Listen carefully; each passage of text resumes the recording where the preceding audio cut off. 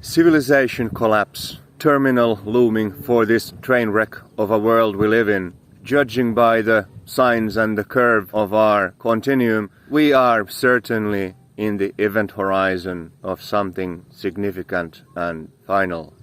The world, as we know it, is certainly squeaking at its seams. Public and academic discourse are emerging. I came across a nice piece in The Guardian on the collapse of our civilization, the patterns from the last howsoever many thousands of years. Came across, tracing back the author, from the University of Cambridge, the Center for the Study of Existential Risk they host. Checked it out. Okay, cool. A lot of relevant concerns, pandemics, AI, famine, etc., etc. However, all of this essentially existential threats from the outside, we are still not looking inward. And all of this pursuit in the mitigation of external risk for our existence is essentially symptomatic relief. We are not looking at the roots of our disease, and as such, relapse is unavoidable, inevitable. The deep virus that takes on countless forms in the external world threatens us, lurks somewhere deep within. Let's dive into an older strata of legend, but really just patterns. The classic four horsemen of apocalypse. The White Rider of global dominion. Yes, your particular model outlook needs to be propagated. Everyone must conform to the way you model the world. These schemes, frameworks, are not by any measure absolute. However, the little being seeks to propagate its own signature.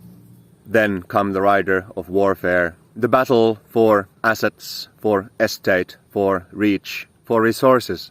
All of this, our quest for dominion, it needs to be supported, facilitated.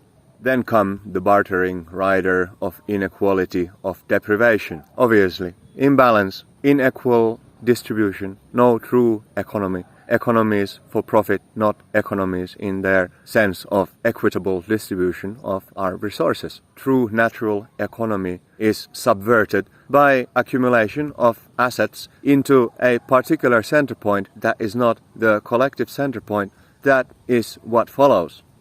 And then come the pale morbid rider. Obviously, the reaper comes at the end when all is taken, nothing is left. Everything is out of balance. Entropy follows. What do you expect?